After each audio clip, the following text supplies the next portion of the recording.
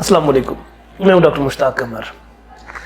کنٹھ مالا، خنازیر، جس کو گر بھی کہا جاتا ہے مختلف زبانوں میں، اور گلہڑ بھی کہا جاتا ہے، لیکن گلہڑ کچھ اور ہوتی ہے، لیکن بعض اس کو جو ہے لوگ گلہڑ بھی سمجھتے ہیں کہ یہ گلہڑ کی بیماری ہے۔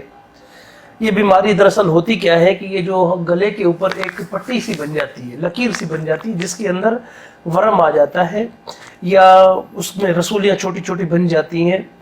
بہت شدت سے تکلیف ہوتی ہے اس کے اندر، اور اس کو اگر ہم دیکھا جائے تو یہ گلینڈ سسٹم جو ہے ہمارے گدود یہ پھول جاتے ہیں، تو وہاں پر پھر وہاں سے وہ گدود بھی نکلنا شروع ہو جاتے ہیں۔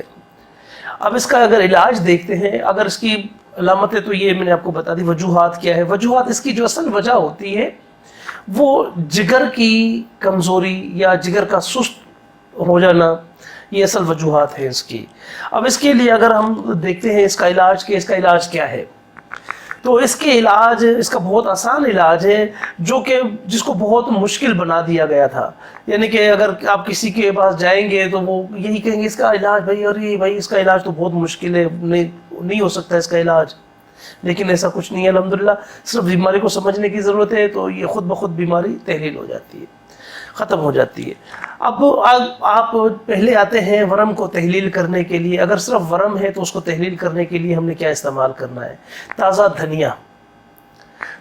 دھنیا لیں، اور جو کے آٹے میں جو کا آٹا لیں اور تازہ دھنیا کا پانی۔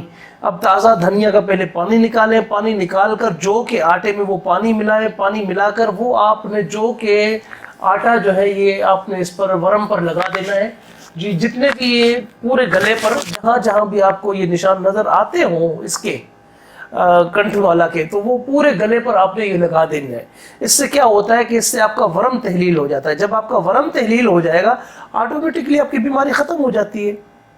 بعض اوقات ایسا ہوتا ہے کہ جیسے وہاں پر رسولیاں ٹائپ بن جاتی ہیں گلہڑ کی، یا یہ اس کی کنٹھ مالا کی رسولیاں بن جاتی ہیں۔ وہ کنٹھ مالا، مالا ایک جیسے کہ میں نے اس کے نام سے ہی واضح ہے کہ مالا، کنٹھ یعنی گھٹلیاں بن جانا، گھٹلیاں چھوٹی چھوٹی گھٹلیاں بن کر اس کی ایک مالا بن جاتی ہے گلے پر۔ اب اس میں اس کو ختم کرنے کے لیے ہم جو نسخہ استعمال کرتے ہیں، وہ نسخہ کیا ہوتا ہے وہ میں آپ لوگوں کی گوش گزار کر رہا ہوں۔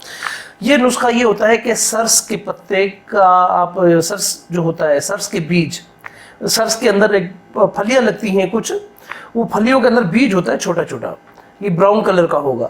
تو یہ بیج جو ہے یہ آپ کو پنساری سے مل جاتا ہے آسانی سے۔ تو سرس کا بیج، تخم سرس بھی اس کو کہا جاتا ہے۔ تو یہ 300 گرام آپ یہ سرس کا بیج لیں، اور اس کے اندر آپ نے 600 گرام شہد۔ اب یہ جو 600 گرام شہد ہے، یہ شہد چاہے چھوٹی مکھی کا ہو یا بڑی مکھی کا ہو، لیکن خالص شہد ہونا چاہیے۔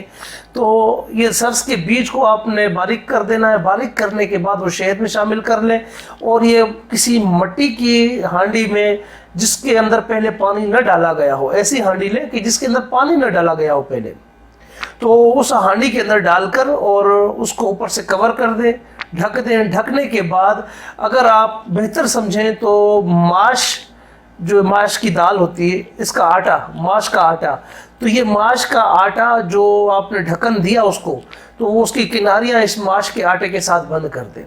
بند کرنے کے بعد 7 دن آپ اس کو رکھ دیں۔ 7 دنوں کے بعد آپ اس مریض کو یہ کھلائیں۔ تقریباً 1 ہفتے کے اندر اللہ کے حکم سے یہ مرض ختم ہو جاتا ہے، لیکن پھر بھی آپ احتیاطاً 15 دن تک یہ دوا مریض کو کھلاتے رہیں۔ اور اس کی مقدار جو ہوتی ہے وہ 1 چمچ، صرف 1 چمچ دن میں 2 بار، 1 چمچ چائے کا، 1 چمچ چائے کا دن میں 2 بار۔ اس کے ساتھ ساتھ جو ہے، اس کے ساتھ اگر پرہیز دیکھا جائے تو ترش اور بادی اشیاء کا پرہیز کروایا جائے تو انشاءاللہ العزیز 1 ہفتے کے اندر یہ مرض جڑ سے ختم ہو جاتا ہے، اور دوبارہ اللہ کے حکم سے پھر یہ مرض نہیں پیدا ہوتا۔ تو یہ ایک صدقہ جاریہ بھی ہے۔ اگر ہو سکے تو یہ صدقہ جاریہ دوسروں تک پہنچائیں، تاکہ جو اگر کوئی ایسا مریض ہو اور وہ اس نسخے سے مستفید ہو سکے، تو اس کی دعا آپ کے اور میرے حق میں بھی یہ کارآمد ثابت ہو سکتی ہے۔ السلام علیکم۔